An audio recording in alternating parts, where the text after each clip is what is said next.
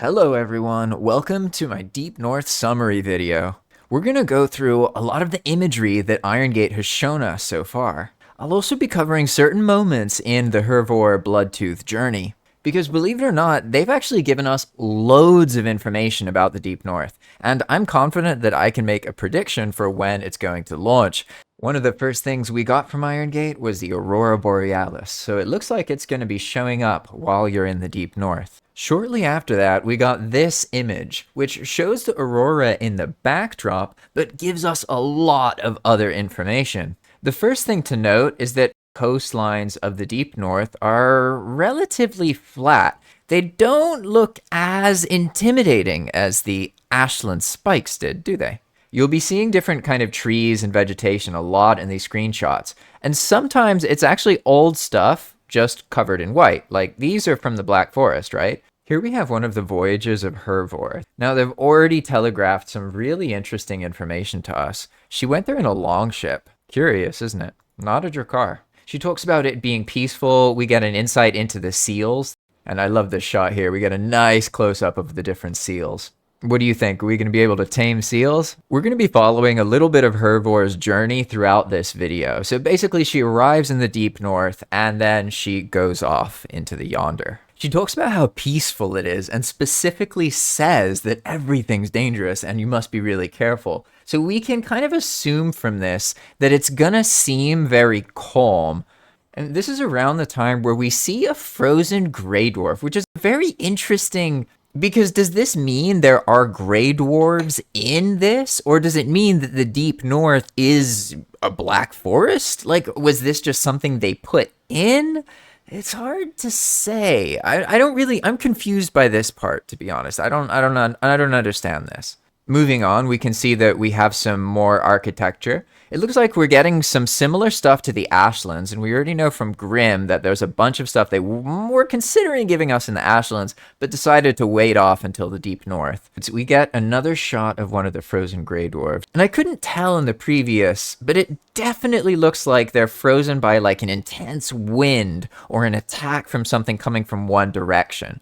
And if you pay attention, look around, maybe they're tricking us. You know, maybe this is meant to look like it's the Deep North, but maybe it's the Black Forest during Fimblewinter.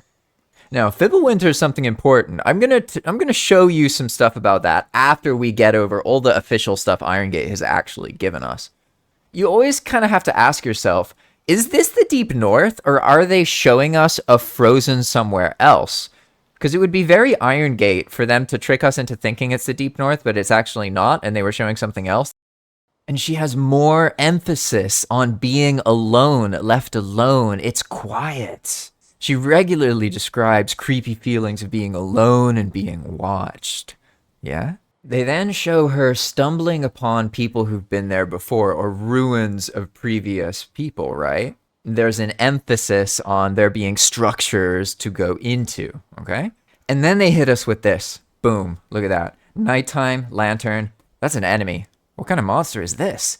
It almost looks like something that's like an undead, right? Because it's got this like bone, you know? But based on what I've seen in the game, I don't think that's a player or something you can wear. Like, I think this is an enemy that comes out at night, you know? It's even got a lantern, which is really curious.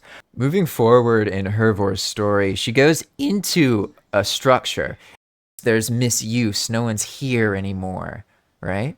Which is similar to all the other point of interests in the game. So it's not necessarily relevant, right? Or is it? And this is the point where it all starts to make sense. They kidnapped Hervore, right? She was exploring, they got her, and then suddenly, where is she? She's somewhere else. So they took her somewhere, or she fell, but she was definitely attacked, and then she's somewhere else. There's a lantern, but the enemies had those lanterns in that screenshot earlier, didn't they? It then seems that it's up to her to try and find the way out. Now, we're going to rewind, and I want you to pay a lot of attention to the beginning of this video, okay? Let's watch it. Look at this. We're going down into a pit of some kind. These are like tree roots. We're like seeing some kind of hole, right? Do you think they just randomly showed us this? I don't think so. We fall into this. I don't know how, but we fall into it. And so then we have to kind of figure out how to get out of it, right? So maybe this is the dungeons in the deep north. You don't find them, they kind of find you. And then you have to escape. Moving on, we get the first tease of some new weaponry, right? So we can very clearly see a very fancy looking sword here.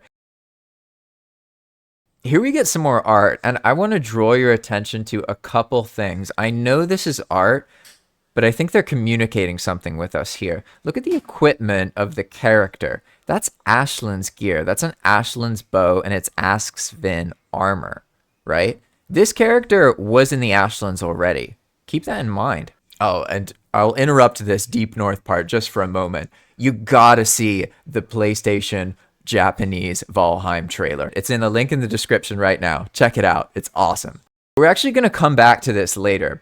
At this point, we're at part 7, so to speak, in our summary. Here we get a shot that seems to be the same as the screenshot from up here, right? So it appears that we have 2 angles of a similar kind of situation, right? We can see Hervore sitting here next to her kind of shack place, right? And so kind of pay attention to the terrain. I would say so far it looks pretty flat. Lots of forest vibes, right? It seems more like a deep, icy forest. So maybe when they say the deep north, they mean that quite literally. Deep forests, deep caves, maybe not tall mountain.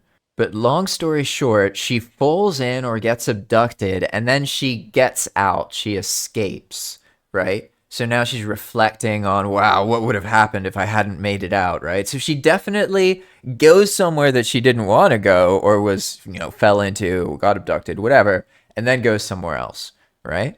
And again, we get references to the Ashlands, okay? I know that in the past, IronGate did say that maybe it would be Deep North or Ashlands in progression, but so far at least, they really are telegraphing that it's Ashlands and then Deep North. And so then we move forward here and we get a really interesting shot. It looks like we're getting some kind of Wood Village 2, an upgraded version of the Wood Village that's in the Deep North. Hervore's journey continues, and as you can see, we're still walking on a lot of flat. I'm really thinking Deep North is mostly a forest, and the dungeons are like pits we fall into. And it feels empty. They keep referencing over and over it feeling empty, right? And then we get more shots of these villages, right? And then look at this thing. What is that? And here we have another interesting image. It's another angle showing us some build pieces looking real nice. But now there's something very interesting here that I want to bring your attention to.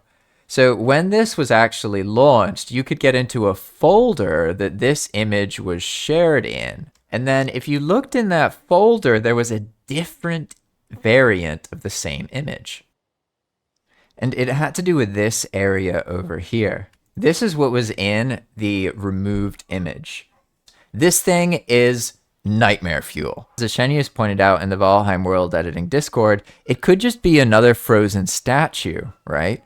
Moving forward, we get teased with these, which have something to do with crafting, right? Obviously, we use them to make something like gear or material or building. And then we get to the recent juicy details. This is a big one. There is so much going on in this image. Some of the others, like Snazzy and Versailles, have done a great job breaking down these images, so I won't go into too much detail. But here's what we get. We basically get frozen versions of current biomes. This is a plains, and not just a plains. They wanted to make sure we know this is a plains. They showed us the goblin, the death skeeto. They want us to know plains will get icy, all right? So this is where it starts to make a lot more sense that the update is taking longer, and I'll kind of get more into what I think is going to happen as we get towards the end of the video. But for now, let's keep going. So we get these 2 big screenshots, and very clearly there is something crashed into the meadows over there, like a crater, right? Like it's fallen out of the sky. We got to go there and retrieve it. Who knows? And then, of course, there is the comet in the top left of the image below. So if you look, you can see a comet falling, right? And this prefab is actually already in the game. So I think maybe they were just trying to mess with us and get us to think something. So there seems to be this one, right? And then this one, which is a bigger version of the same thing. They spawn and they spin until they hit the ground and then they explode, damaging things.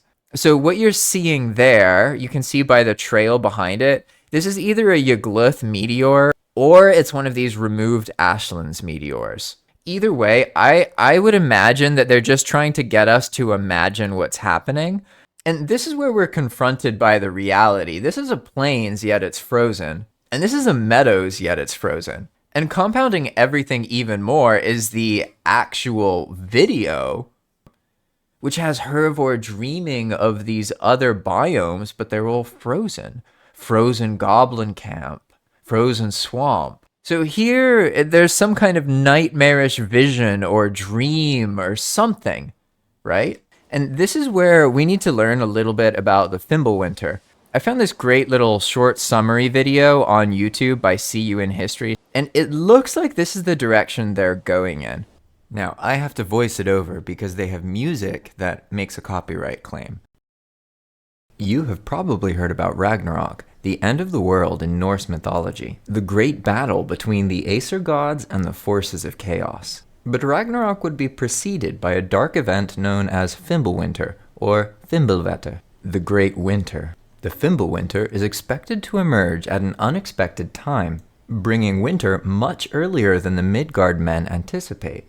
Crops would eventually be blighted, not allowing the men to stockpile enough food to face the terrible winter. Fimblewinter established 3 consecutive winters without any summer between them. The men took refuge in their homes to protect themselves from the intense cold, but their food stocks were not enough to withstand such an ordeal. Anyone who ventured out into the snow to hunt an animal ended up a victim of the hungry packs. Awesome animations, right? I think this is a really cool video. But doesn't it seem Valheim-y? Like when I watched this, I was like, why do I feel like IronGate is doing this? With the lack of food, chaos ensued among men, and peace in the world disappeared forever. Brothers fought amongst themselves, sons defied their fathers. All the ties that bound men together were being broken. The desperation was so great that men began to resort to cannibalism. Almost everything that set them apart from the beasts and animals had been lost. Humanity was doomed. The few survivors of this extinction event would eventually see the sun swallowed by a fearsome wolf. When darkness overtook the world, it was possible to hear the Gallarhorn, blown by the god Heimdallr, announcing the advent of Ragnarok.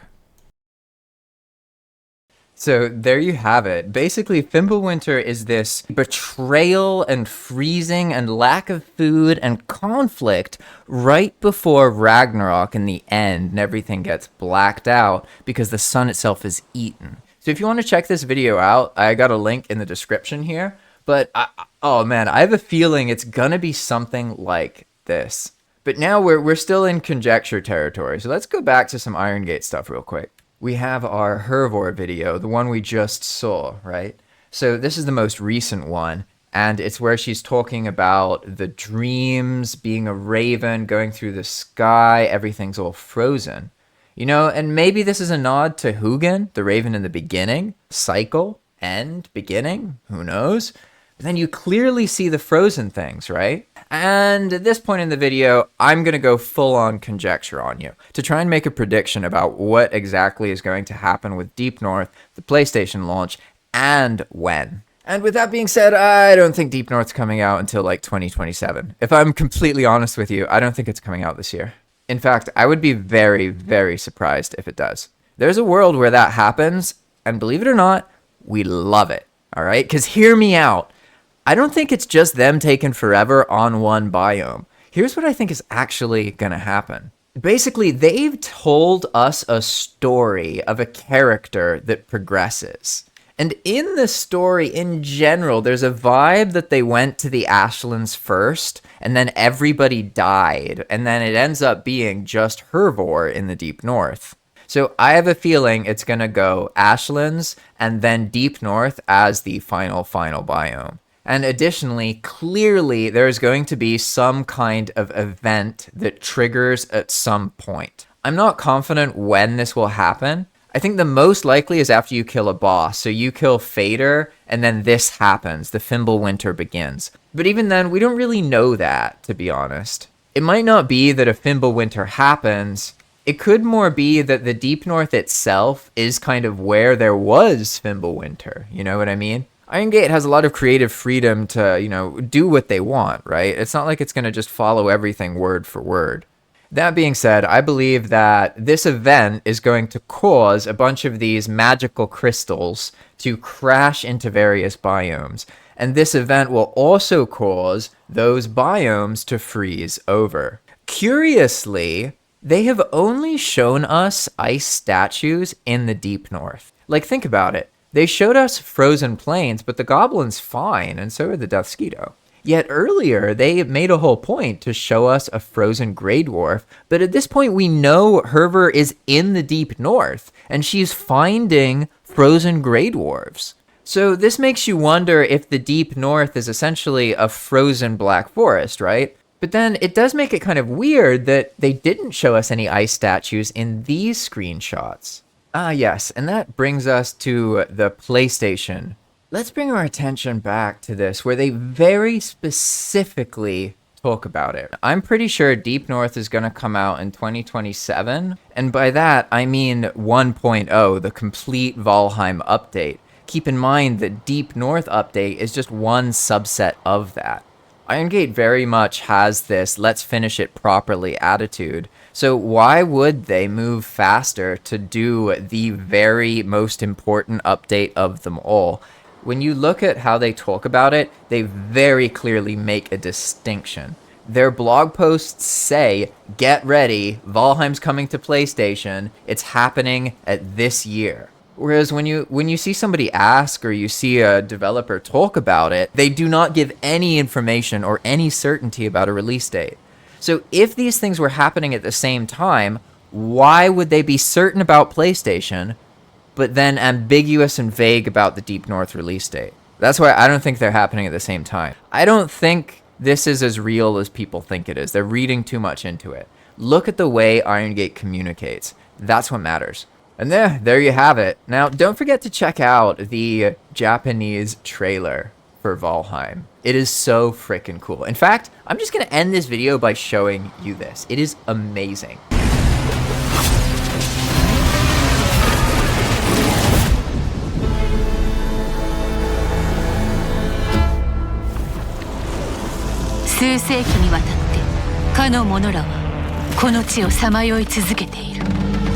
その前途を必ずや破滅に追い込むかの者らから世界中を守るためウォールファーザーはこの地をかの者らの監獄としオーディンはかの者らを排し鎖を断ち切るため勇敢なる戦士よ我らを召喚したバルキリーによって我らミッドガルよりこの地に使わされた我らは城を建てるのだ我らは海を越えるのだそしてかの者らに裁きを与えるのだオールファーザーの名のもとに